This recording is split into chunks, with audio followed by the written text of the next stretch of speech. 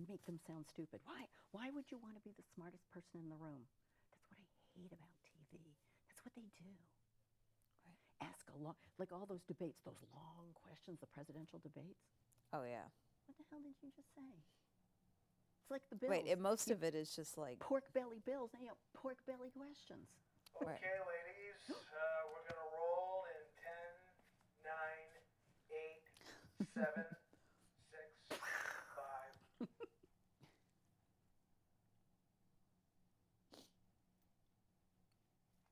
Good afternoon, everybody, and thank you for joining me, Jocelyn, on Chit-Chatting with Jocelyn.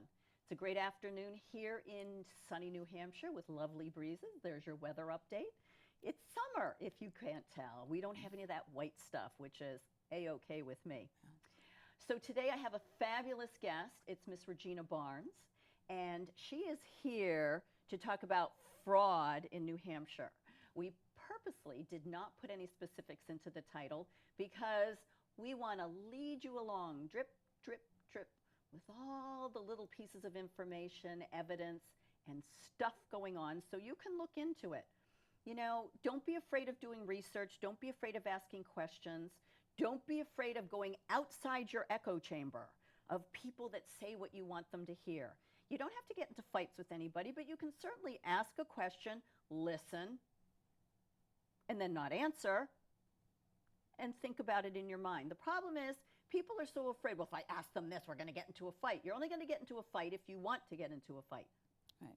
You can ask people on the right or on the left or independents or this or that and have a conversation and listen. You don't have to agree, but listen, because if you're truly an open person, you will take in what they say, compare it to what you think and what you know, and come up with your own opinion. This is what we're asking you to do. There is fraud. There is fraud in our entire federal government from top to bottom. There is fraud in every single state from top to bottom, from the dog catcher in your little town all the way up to the governor, and the same in the federal government. It is everywhere. It's in your school. It's in your town government. It's in your where you work. It is permeated every facet of our life, and we've become so used to it and told ourselves, you can't fight City Hall. Yes, you can, and we are. And I have, and you have. Welcome to the show, Regina. Thanks, Jocelyn. Great to be here. I know. I'm always like, whoa, let's go. Yeah, no, I mean, fraud, it exists everywhere. And as an auditor or as a former auditor, if you don't hold someone or something accountable, there's going to be fraud. That's unfortunately just the way it is. But that's mean, Regina. Well, You're sometimes. going to hold them accountable. Right. Yes. Yeah, It's especially not if they're mean. elected to represent the people of New Hampshire. And especially when they're taking your tax money, my tax money, and federal tax money, which, oh, by the way, came out of your paycheck before it came back down. Right. Exactly.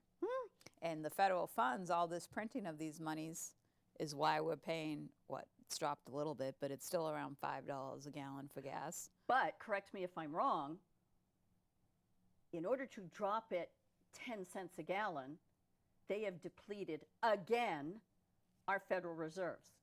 So 44 depleted all Right. our oil reserves Yeah. in case something really bad happens. 45 filled it back up. When it was cheap too. Yep. So And when it was cheap, saving we the people a lot of money. 46 has now depleted it again. why? Because they want America to be dependent on foreign powers. I mean, I'm not sure exactly who, but we know what we're going toward. Well, and dependent on them, to be dependent on foreign interference, which, oh, Right. by the way, wait a minute. Isn't that a really bad thing to have foreign interference in our republic, the United States of America? I would think so, especially in the checking. elections, because every single town in New Hampshire, or city for that matter, that uses a ballot counting device, AKA the machines, is actually outsourcing their election to a third party because the chip, the memory card, and my moderator stated this at the last town meeting, first part of the deliberative session, the first half, that memory card comes in and they put it in the machines. Mhm. They have no idea what's on it. They don't know where it came from. They don't know what's on it. right. They don't know who programmed it.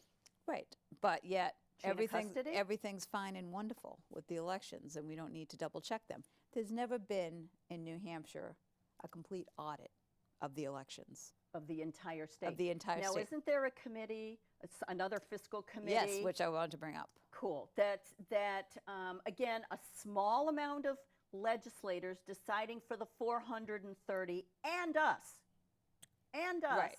to spend between $50,000 and $100,000 on a super duper scanning machine that's going to do an audit of the state. But in the little print, it says 2 towns, which they're going to pick. That's not a statewide audit. Right. That is not a statewide audit, and they did not get the permission to spend $50,000 to $100,000. Oh, but Regina, you know what?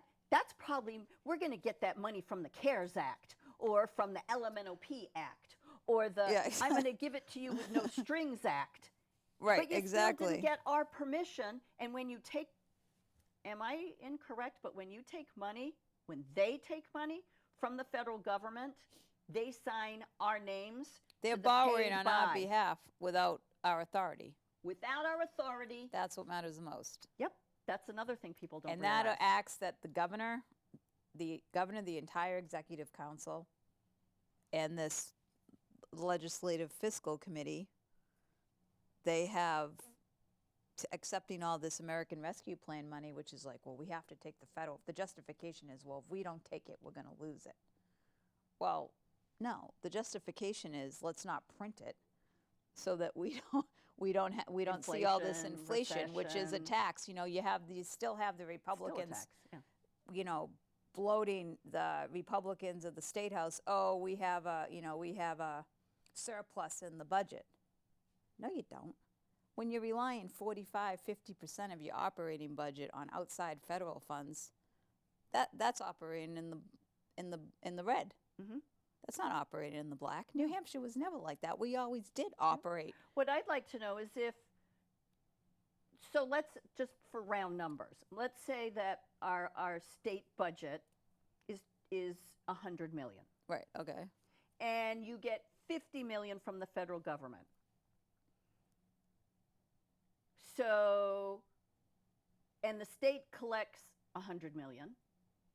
Just because we're going to be nice. Right. So technically, the money they collect in the state covers the state budget, but you get $50 million from the federal government. That really means you have an excess of $50 million. Where did that go? And then Well, it's going to get spent. on whatever they want, not what is constitutionally mandated or needed. And when they spent, like so far, we've had about 15 people accept $660 million in these American Rescue Plan. 660 million. We're scheduled to get about $1 billion total. So out of that, they're allocating, you know, you got 57 million for mental behavioral health, 81 million for other governmental services, agency, and support. So what they're going to do is they're going to add more bureaucrats. And what happens with that is, okay, so this year we have the federal funds, but when the federal funds stop, we now have to add all that expense onto our budget, our state operating budget. So our budget gets bigger because you're not going to get the federal money the next time. Right. I mean, eventually You have to suck it up. the federal credit card's going to get declined. I mean, you just can't keep printing. Right. I mean, we're seeing even when Trump, they printed too much money. They should have never done that. Correct. And now with Biden in there, it's just gotten completely worse, and he's just going to keep sending the money out. So to me, that is fraud, because they are not being completely. This enables them to hide more from us. Correct. So, like for instance, the town of Hampton, we got through this ARPA. I think we got about 1.7 million paid in 2 separate times. Which we're using it for something good. We're going to use it for infrastructure. But the problem is we're going to spend that 1.7 million, and now we're spending our total budget as well, because the more money you give to the government, they're not going to save it. Okay, they're going to spend it for the most Correct. part. So that's going to expand something else. So it's going to expand something else, and we're just going to, the tax rate is going to go up. And when the tax rate goes up, You lose your house. I mean, when I first moved into my house, my taxes were rounded 5,000. It's now exceeded 10,000, and 80% of it goes to the governmental box schools. oh yes, Of yeah, which- you're crazy in your town. Hampton's about 55%. 80%, and we have no say. We're thrown out of meetings. It's insane. The And school and moderator the other threw thing me is, out. but the voters supposedly, not that I agree that we have free and fair elections, but supposedly they just keep saying yes to these budgets. They just keep voting yes. Well, more money's going to make our kids smarter. No, it's not, because they're not being educated. There's no academics. Yeah, and I don't know the numbers on that, but I'm pretty sure if you look, we've pretty much gotten dumber over time. Well, Karen Testerman, who's running for governor, has those numbers. Give her Oh, a good, call. yep. Go on her. She does a Sunday night chat on Telegram at 8 p.m., and you can ask her any question that you want. Very good. And if I remember correctly, don't quote me on the exact number, but I want to say high 30s for the literacy rate in New Hampshire. Are you okay with less than 50% literacy rate in your state when you're paying It's awful. 80% of your property taxes to educate your children and other people's children? And you wonder why seniors and people who've already paid for their kids to go through school that are now paying for college are PO'd that you insult us and assault us, insult and assault us at town meetings and school budget meetings. Right, and we saw a lot of the parents get upset, with COVID because, they're after the mask thing, that got old real fast, especially when there was businesses were, not doing it anymore, but people are like, well, why? It's still in the schools. Like you can go to a football game, but yet a kid in a classroom had to wear a mask. Well, why is that? It was because we're taking the federal funds that say right in there, You have to wear a mask. you have to do whatever the federal, I call it the COVID porn narrative. COVID porn. Whatever, everything in the state is a narrative.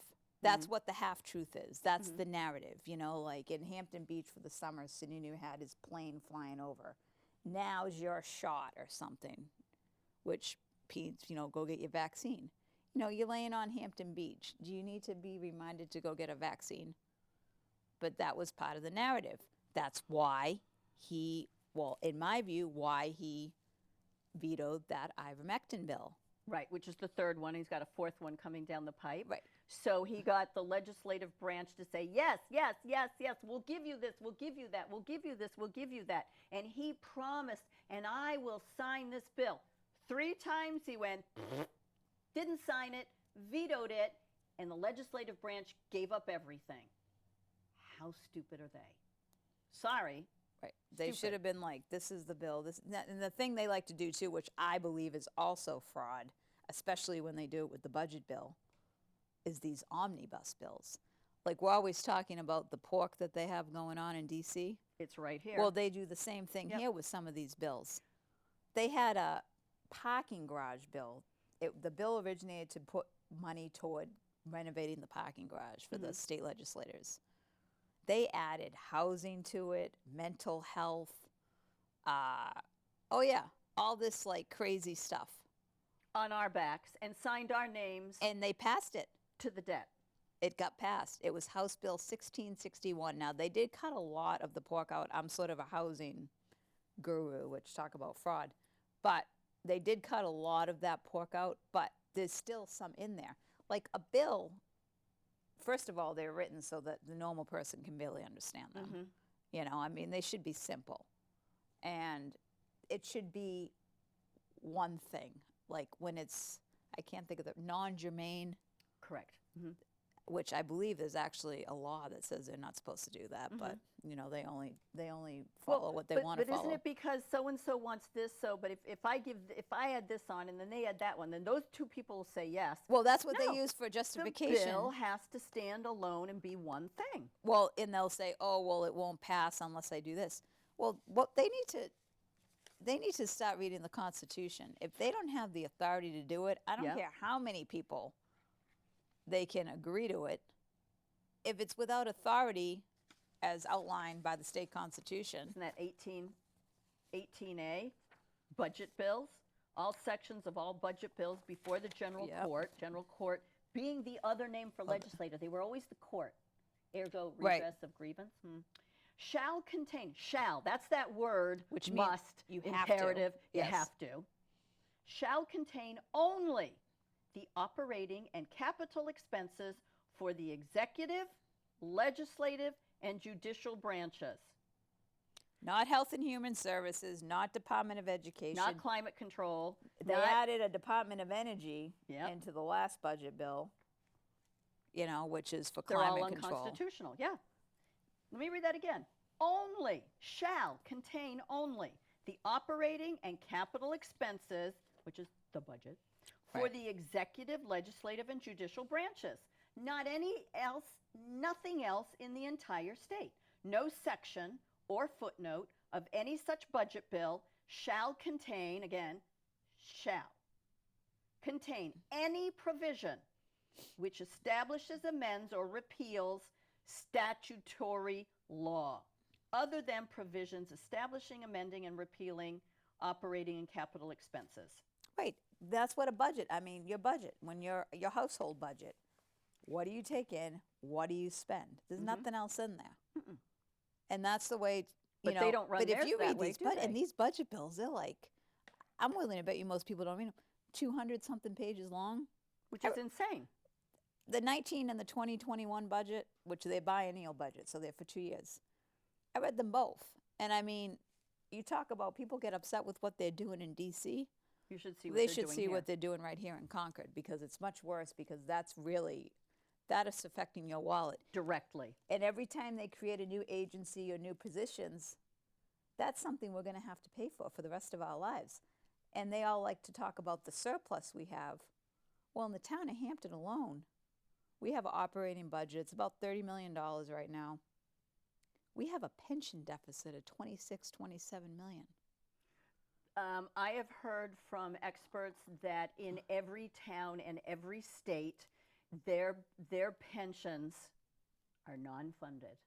Yeah, they're They all are in a unfunded deficit. liabilities. Yep. So if you're looking at, assets, I mean, I think it's in Hampton, it's about 50% of our liabilities, but they're unfunded liabilities. A lot of times you have a liability that has something backing it up. This is nothing. The money's not there.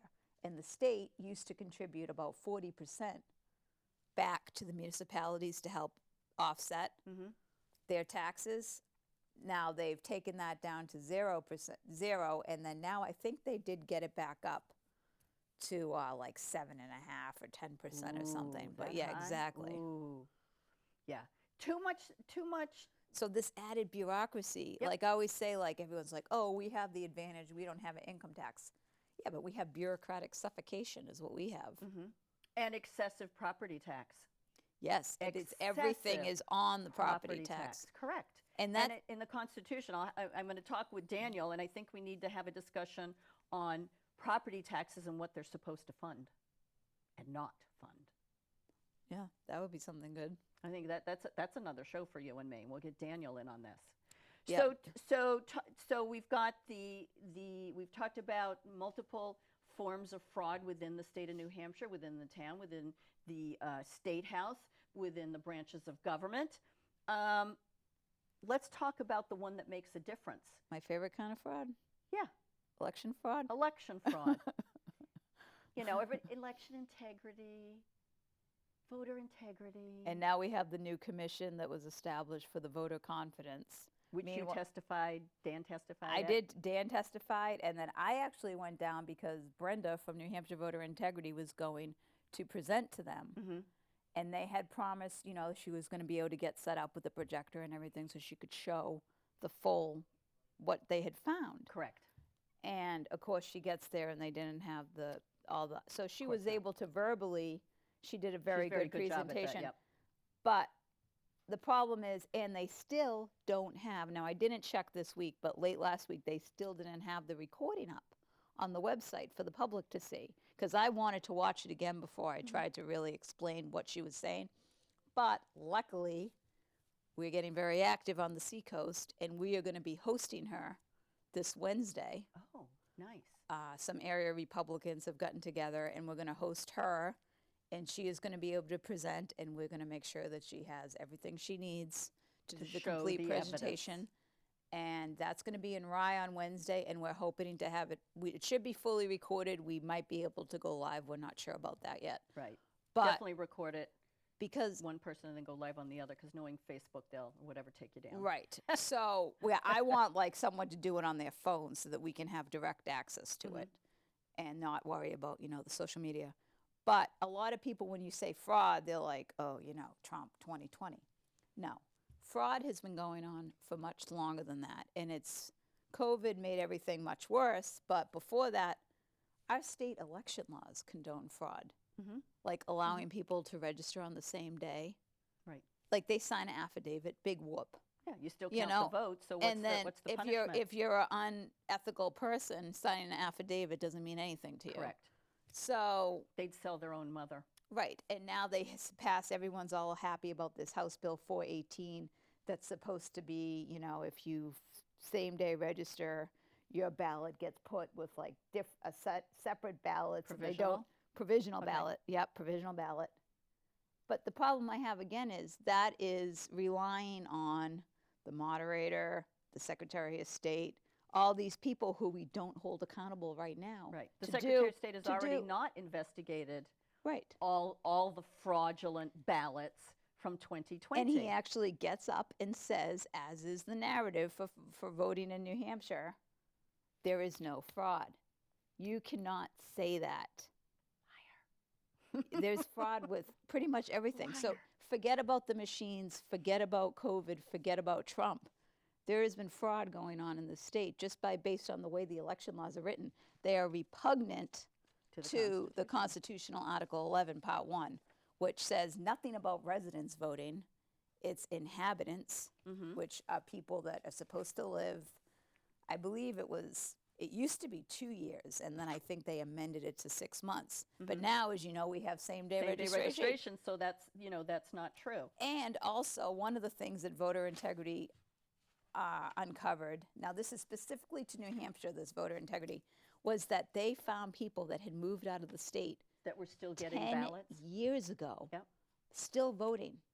They didn't. So the problem being that the town clerks and the towns are not cleaning up The checklist. the checklist. And the problem with that is the reason why they're not cleaning up the checklist is because we have a state law that says they don't have to do it. They only have to do Every it 10 once years. every 10 Yeah, years. it needs to be every single year.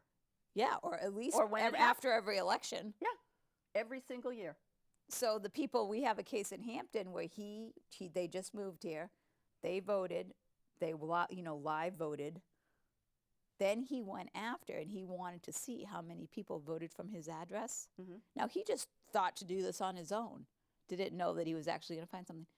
The 3 people that lived in the house before him voted by absentee ballot in the 2020 general election.